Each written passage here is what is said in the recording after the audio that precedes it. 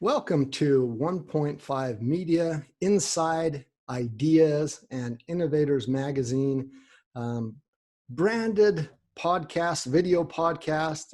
Today, I have a very special guest, a friend of mine who our paths have crossed quite a few times, and we've known each other for a while, but really never had the opportunity to get into a lot of deep dive dialogue. And so I invited him on the show today so that we could all get inside his mind and his activities.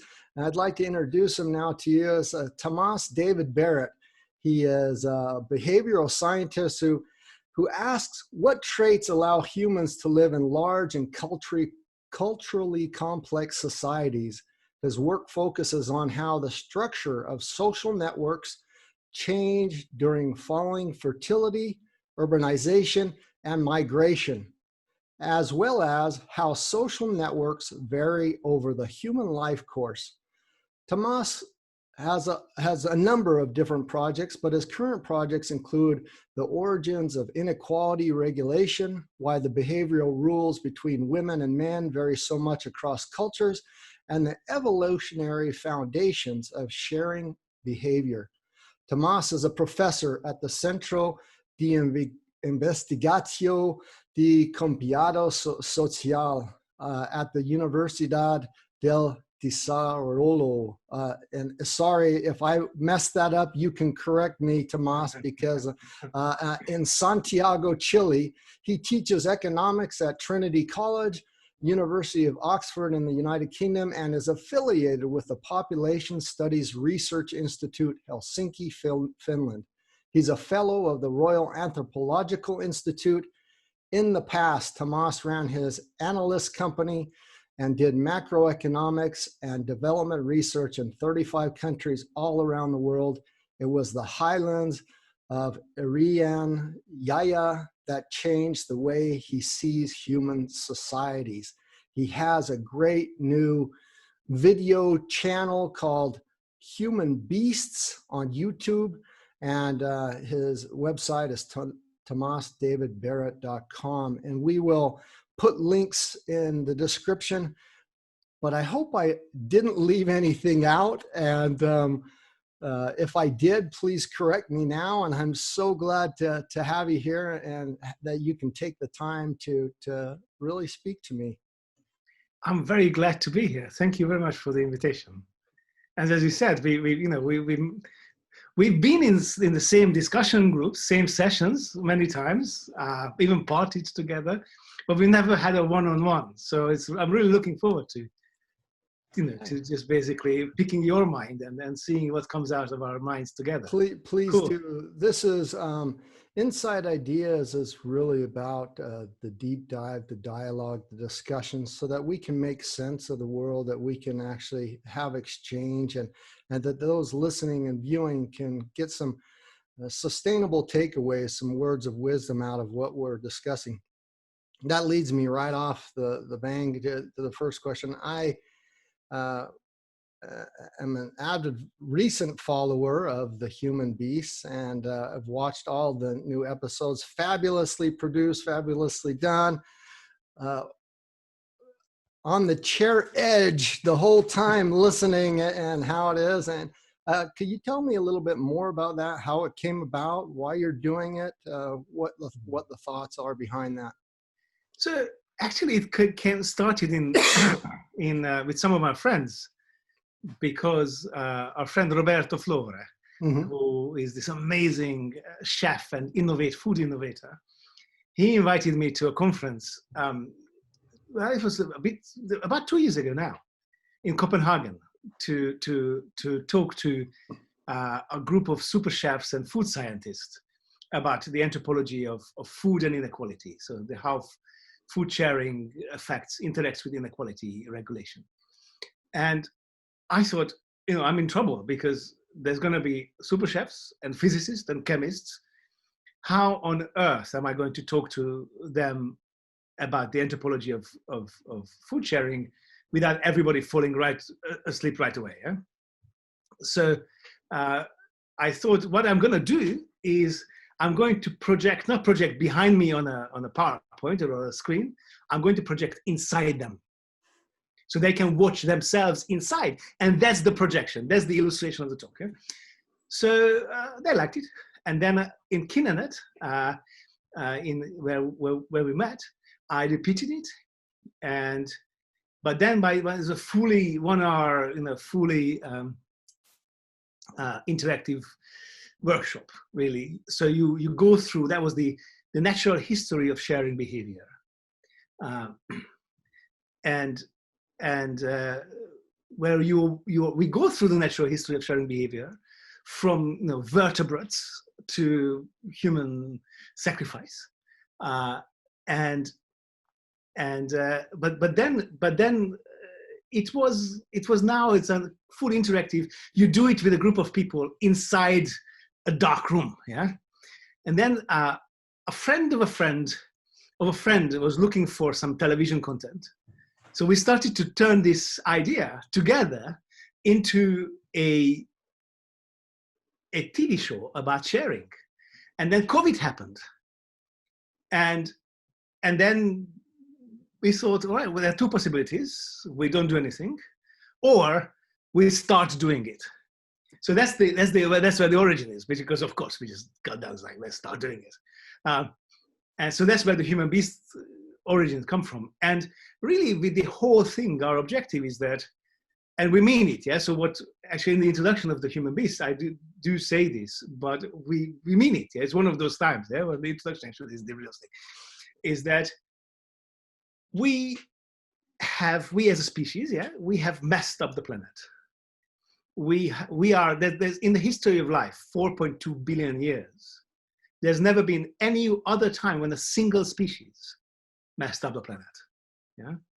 And we did it. And then it seems that the speed at which the biosphere is collapsing is at least 1,000 times faster compared to the speed of the next fastest collapse. Yes. This is the sixth collapse of the biosphere, sixth extinction event. So, like, if you imagine that a toddler is walking towards you the end of a park, yeah, that was the speed of the last extinction event of the planet. Now, instead of that, there's a jet fighter flying full speed at you, yeah? So that's the crisis we are having in our hands. And there's no other way to solve this other than our species gets itself together and takes responsibility and does it. And it seems that I think one of the main problems is not the knowledge of how to do it, although of course there's tons of questions, but we haven't quite understood who we are. So our super ambitious and a little arrogant objective is to contribute to our species understanding itself via revisiting a host of different topics and then just discussing what do we really know about that behavior. So this is how it came about, and this is, the objective is to save the planet. It truly is. I know. So it is. No, I'm the same way. That is the objective, and that's the message that I've been preaching for many years, or trying to impart and empower people with wisdom. And so I really think that you, through Human Beasts, have this empowering message that gives different angles, could in some respects maybe be controversial, but also gives different insights, ways to look at, to make understanding, sense making of the thing. And I want people to go and watch for themselves. I don't want to spoil it, but one part that if they watch it, they'll definitely get this. So you have a wonderful part with someone who creates zoos, but I see behind you, you have a most wonderful human zoo that you're living in right now, and that's in Oxford, correct?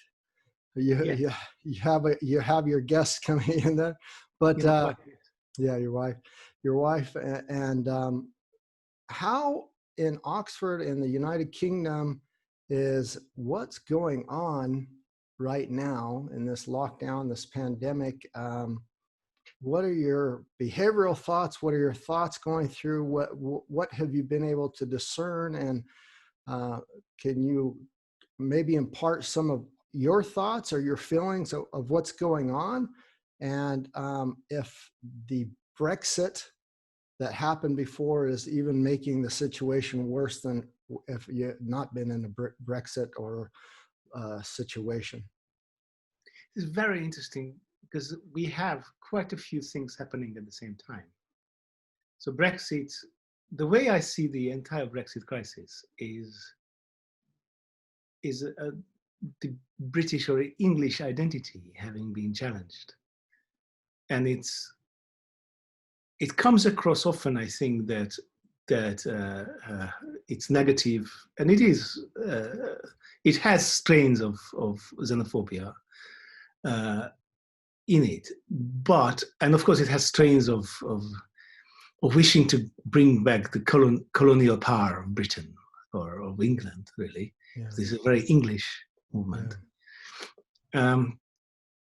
So, in a way, you know, there are strains of that, but also it is just another large strain of it is people's identities having been challenged by all these changes around us. And I mean, it's a disaster for the country, I think. Like, talk about a situation in which people are trying to go back to the colonial power and lose even the remaining bits of international standing that was left from the colonial power. I mean, so, but in the middle of that, we have this COVID crisis, and we don't really discuss it that although right now the US is really doing quite remarkably of being the worst policy on the planet, together with Brazil, you know, hands down, yeah. But you know, the country that showed the way was the UK of how not to do it. With, you know, for weeks we knew in March that a lockdown should be happening, and they just wasted time, and a lot of people died because of that. And then, of course, on top of this, we have the economic fallout from that. So a major global recession, and triggered by police killings of African Americans in the US. This global movement of anti-racism. And all of these are mixed up together and happening at the same time.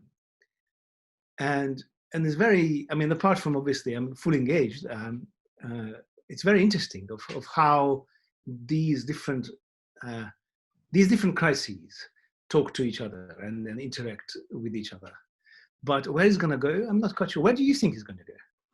Well, I mean, to back up, and the reason why I asked you that question, so for me, it ties to the human zoo aspect. So before we had our daily lives, we were flying around, traveling to events, we were going maybe somewhere else to work. Not a big majority of us were this new future of working from home, working in a lockdown condition. Not a lot of us were resilient or sustainable and kind of already living in the future of what we knew would come. And so your human zoo, I think, for me, just in the glance that I see right there, wouldn't be that bad in a lockdown condition, because you probably have a nice garden. Well, I know you do, and surrounding area that you can get out and enjoy that. But a lot of people live in huts and apartments and duplexes and in close quarters. It is not just a human zoo, and they're now seeing the nooks and crannies of that type of living space and that type of a confinement, that not only is cabin fever occurring, but domestic abuse is going up, and people are you hear them yelling through the walls, and you hear problems because of loneliness, and it goes on, which ties not only to the human beast, but this human zoo. That's kind of why I caveated that question, because for you and I believe we've been living in the future. We've been thinking about these things a lot. We've weathered this storm, this pandemic, fairly good. We were always Skyping and Zooming and doing things online. We're pretty resilient in how we work. And my business and operations and what I do is actually tripled because more people need help and support and wisdom and knowledge to be empowered how to get the hell out of the situation that we're in, and they're looking for answers more than ever. And that's kind of why I asked that question. I can answer your question back, how it's affecting me, but I think I answered it a little bit. But I'm wondering if you have anything else to add to that. So it was very interesting talking to Gustavo, who is one of the world's preeminent organic zoo designers, how he sees the current crisis. And what I learned from him is that we are, obviously we are apes.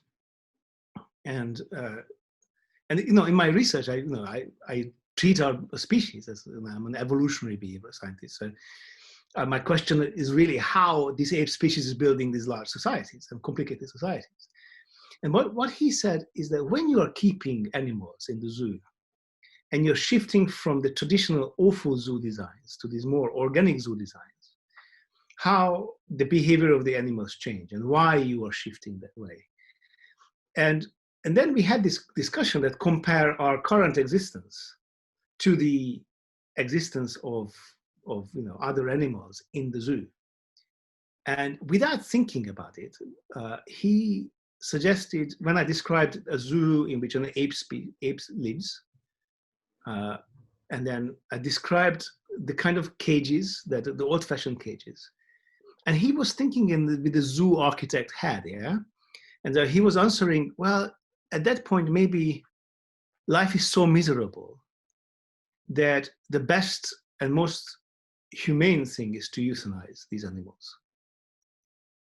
And it really struck me, because those are the conditions into which we put ourselves in these high density cities, which of course got much worse with the lockdown, because suddenly we were not allowed to leave these cages. I mean, if you are in a small apartment, in a high-rise apartment block, in the center of a city, and you're not allowed to go out, it is really, truly, literally the equivalent of a cage of an ape in a zoo.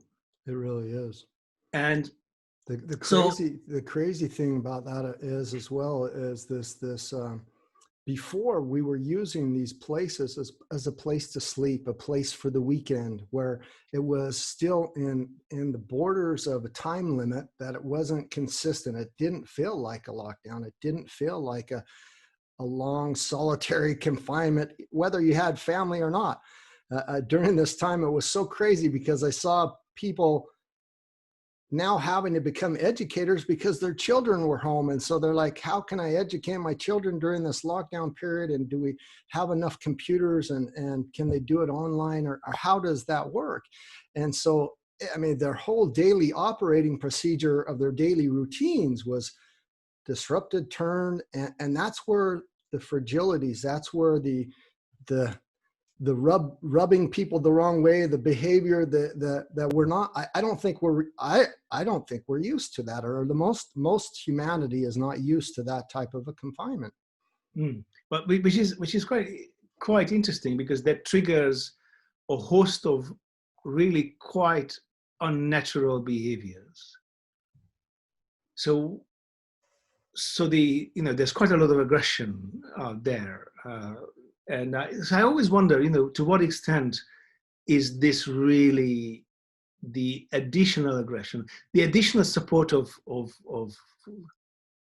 far-right regimes is coming from the fact that when you are locked up in a small space, maybe alone, then you are desperate. I mean, when you're alone, you can have an interaction on screen, but just basic stuff. When you get touched, you have endorphin release, yeah?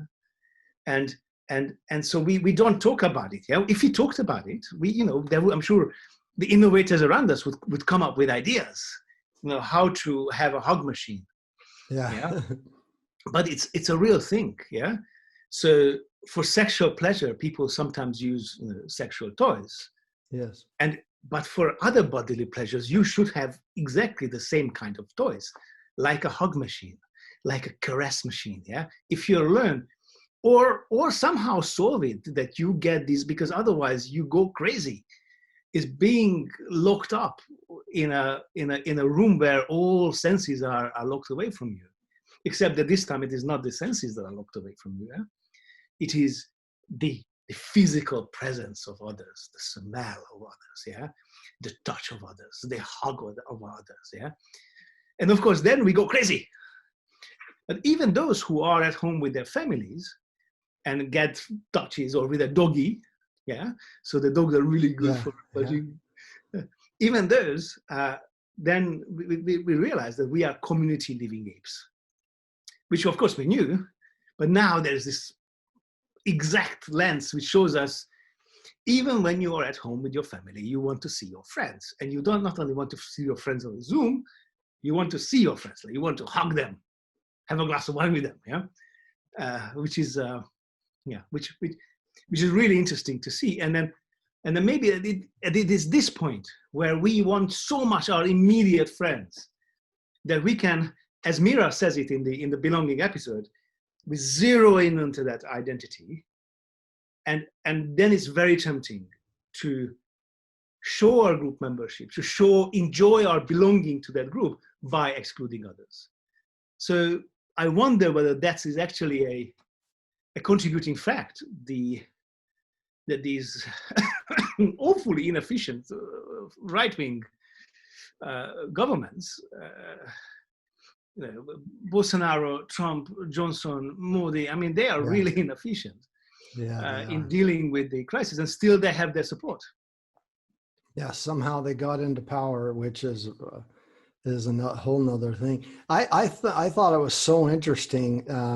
We do crave this touch, this closeness,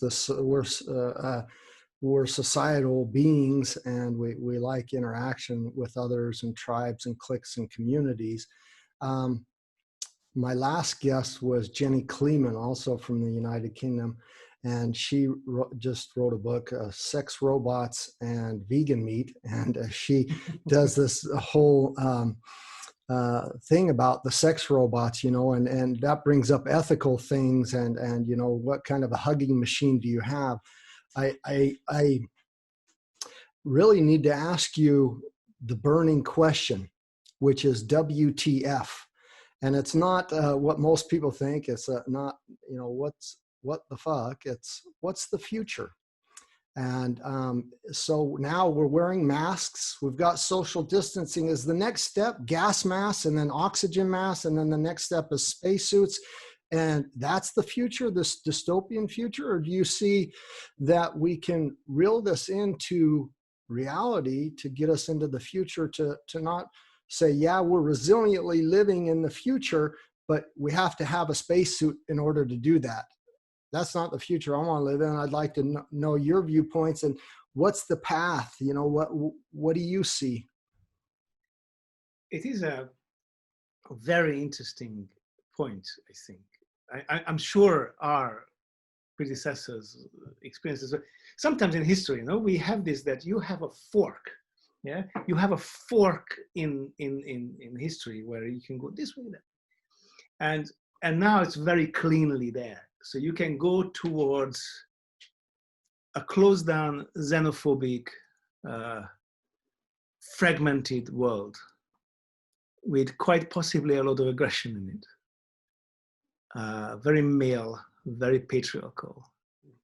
Or you can go towards a global world in which is much more equal than the current global society. The global society, if you treat it as one society, is more unequal than any society we know on the planet, or any society for which we ever measured inequality in the past. and clearly unsustainable.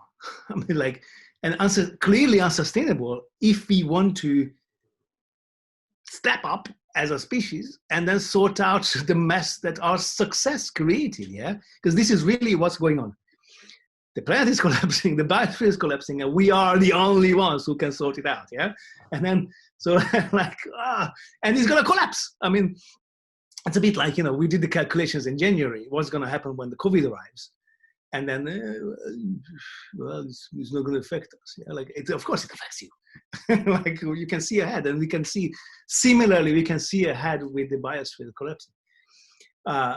So I think that there's this fork, and there are a lot of good things that is coming out of this COVID that would suggest that maybe going towards the equal, responsible, and global version is more likely.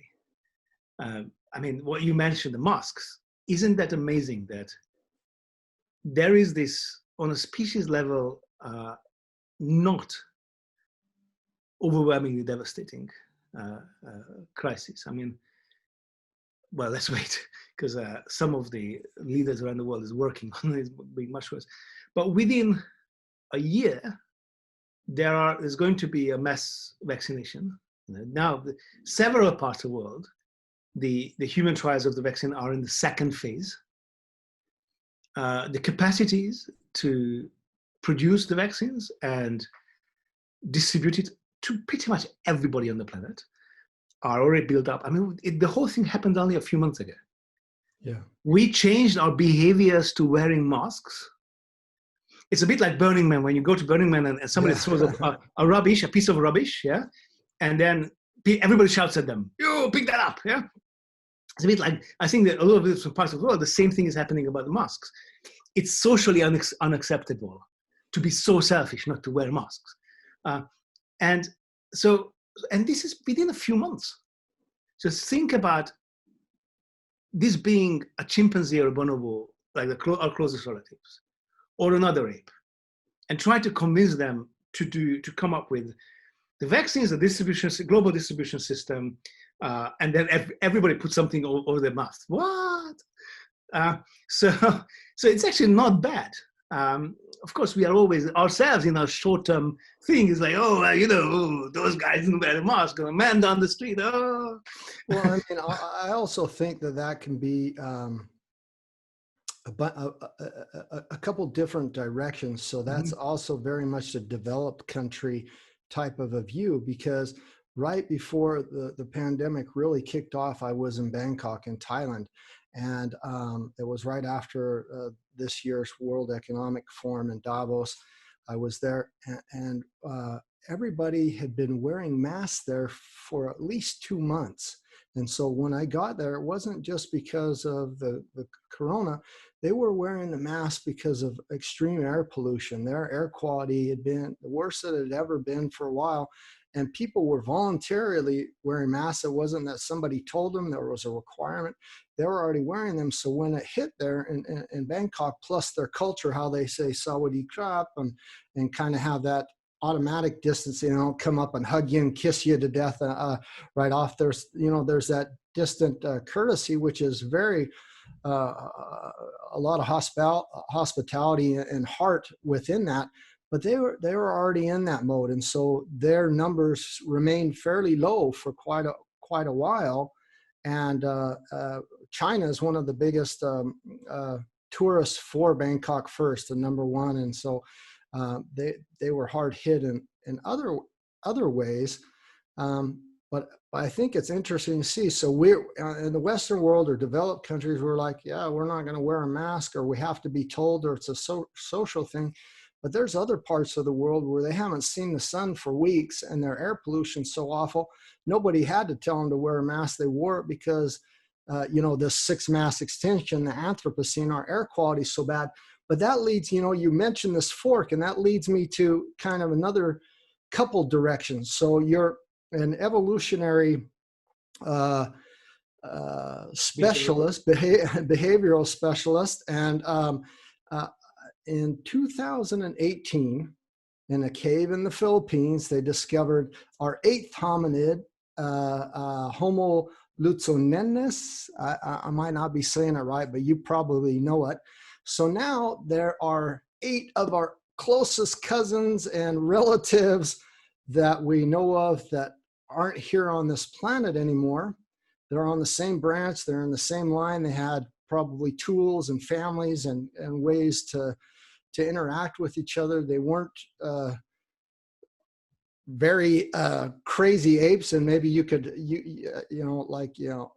they were tribal, they were like us, and they're not here anymore. And I mention that a lot because that's another form of an extinction, whether we bred them out or whether they disappeared because some kind of ecological or reason. Maybe you have the answer to that, but that is not the first civilization collapse or Homo or extinction that we've had. We've had more than 12 collapses of civilizations: early Mesopotamia, Incas, Aztecs, Mayas, the Greek Empire, the Roman Empire, on and on, at least 12 of them, and all of them collapsed because ecological or environmental collapse, except for 2. And maybe you can clear up if I'm saying anything wrong, but that's that fork in the road, right? Isn't it that kind of that fork in the road? Are we going to create a new civilization framework? Are we going to hold on to this new one until we can transition? What does this fork in the road look like? And that big history that I just mentioned, how can you tie that in with your specialties? How can you tie that in to what we need to know and where we're going at this point in time? I mean, I don't know if that's the right question for you or if I made it too big, but I'd like to hear your thoughts and feelings on some of that. As all my long-suffering students would tell you, the bigger the question, the more dangerous it is, because I will never stop talking. That's fine. I don't want you to stop. I want to hear it.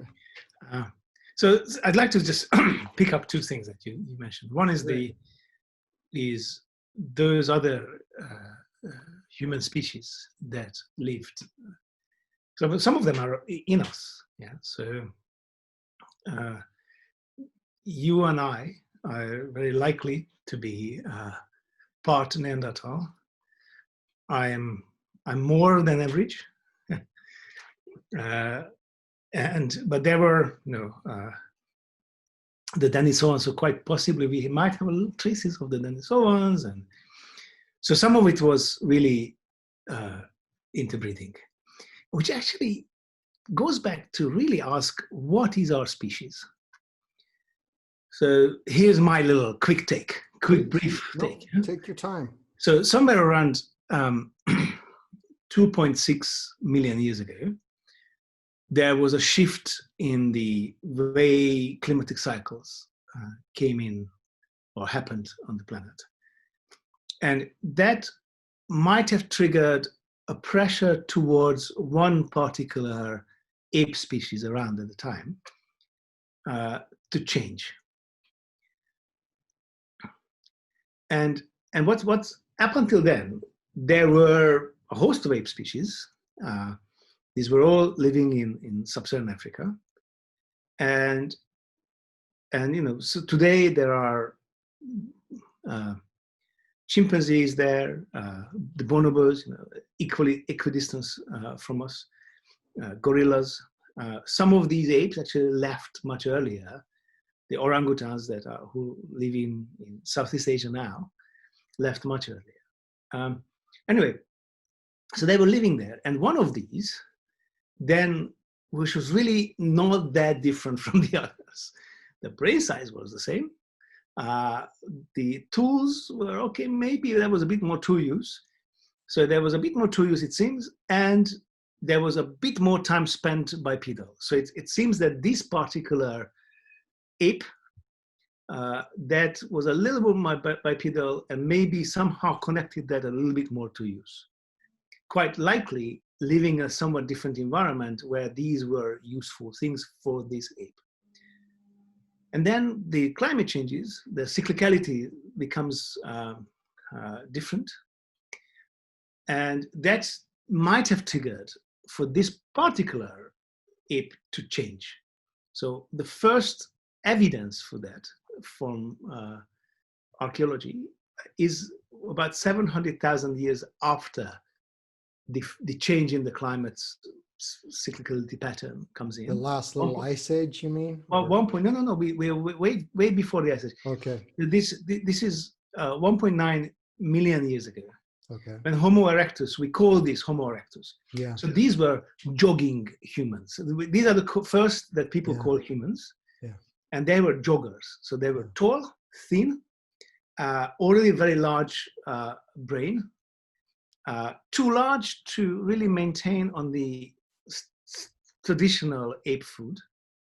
So either they had to change what they eat, like eating bone marrow, breaking the bone marrow, which probably happened already earlier, or start cooking. So something had to change. And they already had a bunch of other changes. So not only the brain got larger, teeth got much smaller. So these teeth are useless. Incisors, Not only they're useless for fighting, but useless for eating raw food, really. The brain cage, the rib cage. The rib cage that fell in, so it was like, it was out there here, and then came in like this, which you need less space if you are cooking food. So and then something happens, and they start jogging. So the big muscle in your bum that you are exercising when you're jogging, that suddenly goes down. So these were jogging, and then with that somehow, and we don't quite know why, because behavior does not fossilize, somehow that changed the adaptability of this species. So suddenly Homo erectus spreads out of Africa, spreads all around Africa, and spreads out of Africa. So you see them, you find them within 100,000 years. You find them in Europe, in the Caucasus, north of the Himalayas, south of the Himalayas, spread everywhere. And that was the first of many waves of moving about. So after that, these species then goes into some local evolutionary drifts. So a lot of islands, they would last for long. And of course, in the islands, there would be a special pressure because they would be genetically closed off. So a separate species, human species would emerge. Mm-hmm. So what we find now, looking back, is, gee, there's an island. Gee, there was a species here. Gee, there's another island, another species, another island, another species. And then much later, somehow, I think around 800,000 years ago, but we can mess around with what time that was, there was another big wave, but almost certain there were waves all around, so that once you have the ability to move, you can spread. I mean, it's not really moving, spreading. And around 800,000 years ago, those guys, their brain capacities, range, is already overlapping our brain size range. And as far as what we know, they were hunter-gatherers. And then from them came the Southeast Asian strand and the Neanderthal strand. And then again, many waves coming out. And after that, when they are coming out of Africa again, whether it is because of some evolutionary change or because of some technology, it's not quite clear. The evolution would be very tempting, except there's zero evidence whatsoever that there was actually meaningful behavioral genetic difference between the Denisovans, the Neanderthals, and the Africans, the sapiens. Yeah. So I think it's really already one species, and we just see these separations, and we see these tiny separations. So for instance, you are probably having around 2% Neanderthal DNA in you. For sure. But the pattern of distribution of the 2% inside your genes suggests that there was no selection, but maybe it seems that almost a hybridization. So when you have hybrids, their fertility is lower. So it's quite possibly that you only have 2% because those some of the hybrids, our ancestor hybrids, had a lower fertility. So because half of your DNA will have the Neanderthal genes, but within that it's sort of randomly scattered. Where exactly the 2%, and all of us will have differently scattered. So anyway, so that suggests that our species has been around for a long time. And these were hunter-gatherers, yeah? In the wild, we are foragers. That's our, wild state. And when we go extinct from the wild, go into cities, that's a different state. And then all of that comes from, and that goes back to the Ice Age point, goes back when the last Ice Age finished, because of course it was like this all the time. Mm-hmm. When the last Ice Age finished, something very weird happened. Because suddenly it was stable. So up until then, if you look at the temperature, the ice core data and the temperature timeline, basically, yep, becomes completely stable. And when it becomes stable, the logic of foraging changes, because the point of foraging is that you have no idea what kind of weather there's going to be a year from now. So you just get up. Oh, I'm hungry. Kids are hungry. Let's go and find some food. Which is basically the general animal version, or actually living being version, apart from a few examples. And then when the weather is stable, what you can do is that you can predict that a year from now, 10 years from now, the same weather is going to be there. Hence, the same species will be benefiting from the weather. So it makes sense to take away some of the species that are less useful for you. We even have a term for these plants, weeds. Yeah? We move them away. Yeah. And instead we focus on a few plants and a few animals that are more useful. Yeah. And we have them. And that's when agriculture appears. And when agriculture appears, it has a host of knock-on effects. So one of them is the population density goes up. But also the logic of patriarchy changes, the logic of equality changes. And that's when patriarchy comes in. That's where these large civilizations with hierarchies and warring come in. Yeah. So there's this weird, and then of course starts the technological boost that's still lasting. So in this whole arc, it is the same species. Yeah. And we looked ourselves up in this weird space. And we now looking ourselves up in civilizations. And that's when when we find ourselves being responsible for the planet. So it is not that we have to, maintain the current amazing situation, how amazing our species is looking after the planet. We need to change what we are carrying with us from this past. And I think this is the task. What did you address the second part? You said, so you addressed the first part. Was there a second part that you wanted to address as well? Or there was two things you said? Oh, did you cover that? Okay. Yes. And I forgot what the second part. That's fine. No. That's okay. But the second part was how civilizations some civilizations are collapsing. Yeah. The new civilization framework. Yeah. And then, as again, my students would tell you, and without even blinking at the fact that I forgot it, continue. So yes, and then, it seems that we have quite a few cases on the planet where the inability to manage the environment around us triggers a collapse of the civilization, triggers the collapse of the economic system, and hence a collapse of the population size. And without an exception, these are not gradual landings of the population size. Without exception, this is really nasty. Aggression, violence.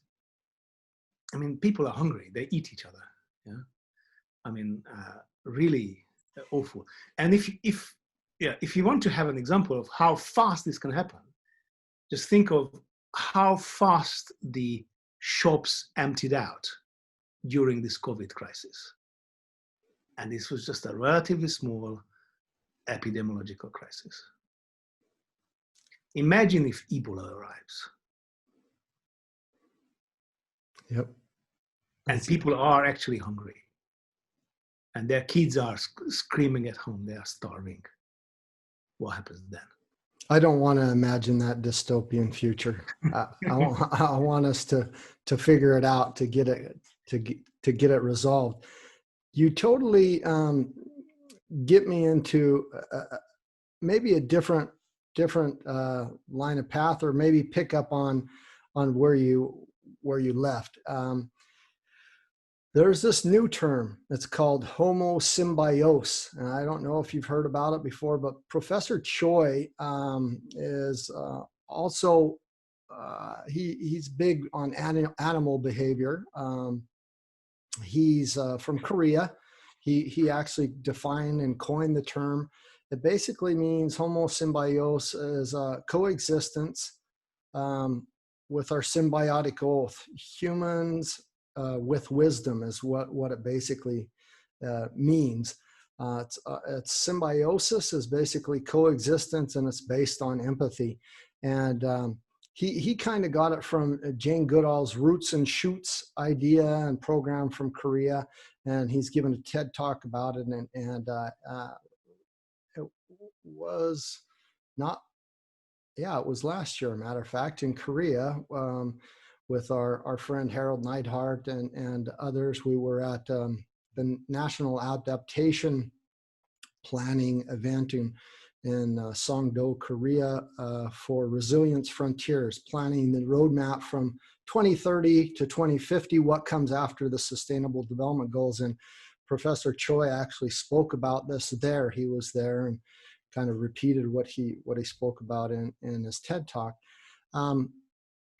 Do we need to have an evolution into Homo Symbios? Is that something that we can do or become? Will we evolve to the same species, but another way of coexisting with our symbiotic Earth? What are your feelings or thoughts? And that leads me to the big question that I told you will come in this interview. So after you answer that, I'm going to ask you the real big question. So. Oh, a teaser. Yeah, teaser. So, I mean, in a biological sense of evolution, it is unlikely to have any kind of evolutionary change, because for that you would need to have some kind of selection mechanism. So the variation is there, but the selection mechanism is not there. I mean, we can have some kind of discussion whether some slight something, but it's not unlikely to be selecting for responsibility for the planet. But we don't need it, because what is needed is that we unhack ourselves from the cultures that have hijacked us. So, you know, there's a lot of talk about there being good people out there and bad people out there, irresponsible people out there, responsible people out there. It's the same ape.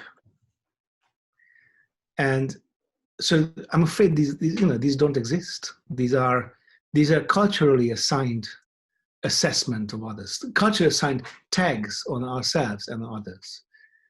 And of course, what is happening is that cultures, we are a social learning ape. We are a community living ape and a social learning ape.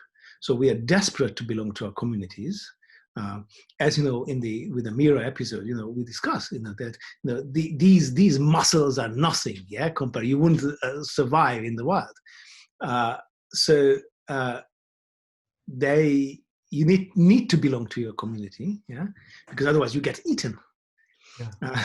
And part of that is that you need to have the technology that the community is having, so we learn it from each other. We are, one of our biggest difference from other animals is that we are learning from others, and the fact that we speak a language is a communication system that is part of this. Yeah? We are social learning apes, community living apes, and then that creates a little space when cultures can hijack us, because if you have a piracy attitude of a culture, what do you want to do? You want your apes in these communities to sign up for your culture, but also differentiate themselves from others, separate the others. And And there are a host of tools that cultures use for this. I mean, one of the most obvious is that if eating together is what bonds you with others, then you come up with taboos that will stop you from eating with others.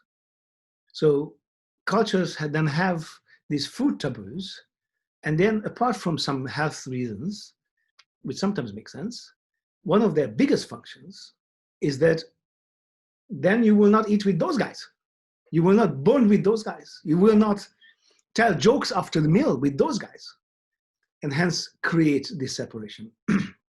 and this is something where cultures then takes us on. There are some really cute experiments in which we're going to cover that in the next episode in Human Beings. Is that you take a 6-month-old baby, and you put it on the parent's lap. You cover the parent's face, and then you have a little puppet theater in front of the baby. And in this puppet theater, the baby is like 6-month-old baby. And watching this little act out. And this act out, what they're acting out can be either supporting or not supporting. And it's always, you have some kind of marker of belonging to the same group. Let's say the color of the clothes of these little puppets. So these are 6-month-old babies. These are babies way before walking, way before speaking. And one of the ways to tell when this baby is surprised is that when the baby keeps on looking at something. So the baby is like this. It's not surprised. The baby is surprised. So if you can pick up when the baby's gaze lasts, you know that the baby was surprised. So when you act out situations in which the same colored, the same group member helps the other, let's say trying to reach something, an apple or something, then the baby is not surprised. But when the baby is seeing hindrance from the other group, the baby is super surprised. And this experiment has been repeated many times. So we know that we have a genetic inheritance of belonging to a group and helping those who are in the same group. And at the same time, we do not have a genetic inheritance of not helping those or not helping or discriminating those who are separate from us, being negative with those. We just really want to belong to our group, and thank you very much. But also part of that belonging as group is that we take on the culture of that group. So if that culture then tells us that belonging to this group is being nasty to the other group, then we are going to be nasty just because that means this is how we belong. And so to go back to your question after this detour, it's not a detour, after this bridge, the way we can create this collective existence on the planet is we dehack ourselves from our cultures, from the predatory part of our cultures. And this is going to be super tricky because at the same time, we want to be who we are. We want to be proud of where we come from. So it's really, I think it's going to be a hard work, and it's a work that will continue, in which we will have to continually examine ourselves and say, all right, this element of my culture, my inheritance, is the predatory culture element, and that element is the inclusion part. And then, so with that, we can free up the empathy machine, the built-in empathy machine inside us. You might have answered my question already. You might have answered my big question already. But I'm going to ask it anyway because maybe it'll be slightly different. Oh, the big one is coming. Okay, that's good. Here's the big one. So you better take a drink and okay. What? My Moomin. Oh yeah, love it. I love it. What does a world that works for everyone look like for you? For you, what does a world that works for everyone look like for you? It's very interesting the way you ask this question, because it sort of asks what works for everyone means.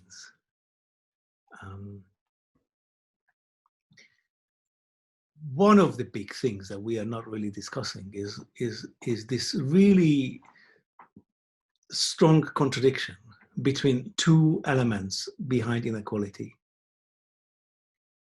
If we are all equal, then those who work harder, contribute more to the society, or have just more talent, that cannot come out. So this merit-based inequality seemingly is good for us. And actually some part of the political discussion around inequality, particularly the economists who are aligned with the right, they raise this point. They say, look, you cannot have economic growth, innovations, and so on, without inequality. At the same time, once you have this status variation in the society, because of who we are, apes, it's going to very rapidly turn into a stratified society in which people of the same level of status will end up being connected to each other. And even not only a stratified society, but an elite delineated society. So that on the top, there's going to be this elite, which is sort of separate from the others. And both of these two, the stratification of the society and the delineation of the elite, emergence and the delineation of the elite, is a disaster for the society's coordination. So we have, and of course, that's the argument that economists who are on the left tend to bring. And the trouble is that both are true at the same time. So the only way we can really sort this out is that we have an inequality regulation system that deals with both parts. A lot of cultures have actually figured this out. So we haven't figured this out for the global society, but we have figured this out as in several different cultures. And there's almost always a mix of several dimensions of inequality. So you can have a very strong physical resource redistribution system in which everybody has the same physical resource, but some kind of merit-based status system that is giving some pledge, some marker, a star for those who perform more. Yeah. Is it similar to Ken Wilber's stages of consciousness or levels of, or is it different than that? Yeah. You can create a parallel to that, but because the mechanism, the cognitive mechanism you're going to assign to these might be a little different, because there is a little, when you can eat it, is different than having an extra red star, or red star or extra letter. Yeah, in academia we do this. Yeah, so we add these extra letters to the name, PROF, yeah, or FRAI at the end. Yeah, so of course each letter comes with a reduction of your income. So each letter really costs, I don't know, like £50,000 a year. Like I've got 8 extra letters, each of them £50,000 a year of reduction in income. But that's what it is, yeah. So it creates this multi-dimensional markers of and some letters are, of course, much more valuable than the others. So the Sir is, at least in the UK, for those who still accept it, which is a little embarrassing, actually, I think, is worth more. The S worth more than the P. I'm like, what? what? I mean, like, step back a little bit. You're an ape. It's like this or this. So I'm going to put you on the spot. I need you to see if you can summarize that answer to that question for the fourth grader listening to the show. We have to have an equal society. So our species is a society that is, the natural state of a species is a forager animal that is level, that lives in a society where everybody is of same status hierarchy. And within that, you can have variations of the status hierarchy that has nothing to do with physical resources. So in the global society, the only way we can really act together if we recognize that everybody is of the same value. And without that, we will always spiral into this crazy, super competitive world, which then shakes apart any kind of possibility to act together and do our responsible act of protecting the planet, being the gardeners of the planet together. How's that? That is most excellent. Thank you. So my next question for you is I don't think it's complicated, but it's really your thoughts and feelings on Neo-Darwinism, neoliberalism. Do you believe that it's we're a species of survival of the fittest, only the strong survive, natural selection, that type, or that we're a symbiotic Earth? So this is I love that you asked this question, because,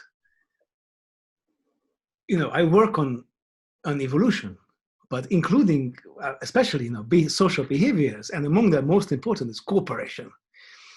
And there is this ancient, like in terms of scientific thought, ancient and obsolete idea that the survival of the fittest is somehow about individual fight for the hierarchy. Yeah, I mean, some species it is maybe true. Those tend to be solitary species. Where you live alone, and then you eat when you can, and you fight when you can, and then you die. So if you're a T-Rex, as far as we know, they were very solitary.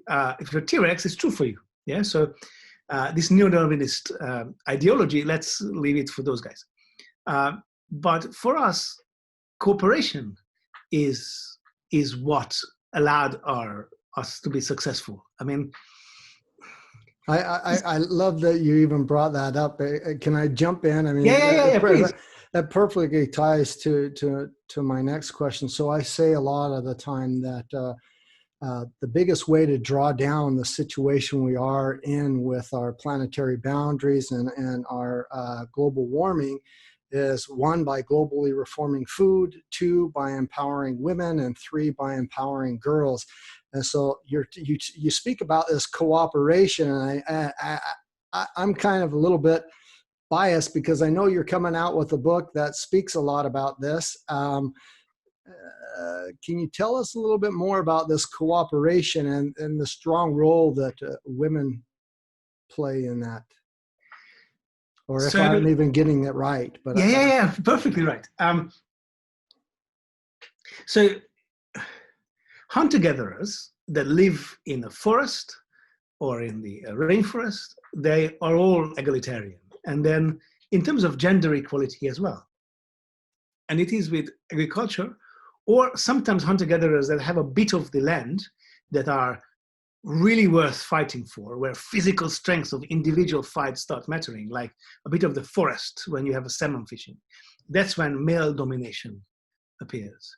And so these male dominate, which of course are many parts of the world, ended up with patriarchal civilizations. And this male domination is very much around fighting. Of course, there's tons of cooperation as well. Yeah? So if you find yourself in a band of brothers fighting a war together, I mean, that is a really strong cooperation. And you know that. So, but on a higher level, cooperation is really cooperative, equality-based leadership is the female leadership. So in this book, what I'm looking at, and I hope you will like it when it's final. I will send you a copy. Thank you. The what I'm looking at is looking at the gender studies question of why there is so much variation on the planet in terms of the rules around women and men. Also, not only between different countries, but also in time. Why is it changing? Yeah? But the gender studies question with an evolutionary behavioral science answer. And this idea that the patriarchy was that created this mess, I think is spot on, because it was a host of patriarchal societies with a set of characteristics that's typical for patriarchy and male leadership that resulted in the collapsing biosphere. And what we can see is that not only that female leadership is returning, but everywhere it's returning, it is actually bringing with it a host of policies that are good for the planet, that are a step towards global cooperation and actually responsible act with the ecological environment, with the biosphere. So that is, I think, a key point here, with the one small addition. Because what we want is that not only there would be a single female leader, because very often the single female leaders they have to be more masculine to get to the point of leadership. And very often then after that, they surround themselves with men. Yeah, Catherine the Great, Cleopatra, Margaret Thatcher, yeah, and as opposed to Jacinda Ardern, yeah, Angela Merkel, yeah, or if you like, Trudeau, yeah, Obama, yeah. I mean, there are a bunch of men who show the signs of female leadership, yeah? And with that, suddenly we can see the difference in that how leadership style correlates with the responsibility. Do you find this in your work? I do. I absolutely do. Well, I do a lot with agriculture, seafood, food and beverages, and actually women and girls are the biggest sector employed by these industries, but also they're the majority of the farmers, the harvesters, the producers of those foods. And I see that when they're empowered, when they're given this change, that shift, not only is it the biggest drawdown factor in human health and suffering, but in our environmental problems as far as the biggest impact that it can have, because as they get educated, as they get empowered, as they have a fair wage, as they have that equality, that balance, our whole world changes. Not only the business, but everything changes, and it's the biggest drawdown factor, period. And I see that all the time. I think, and from some of the data, some of my biggest fans or followers are those who can really understand the messages that I try to impart are women and girls. And even though I have a lot of male chefs and people who follow me and different things, but it's it truly is. I see that a lot.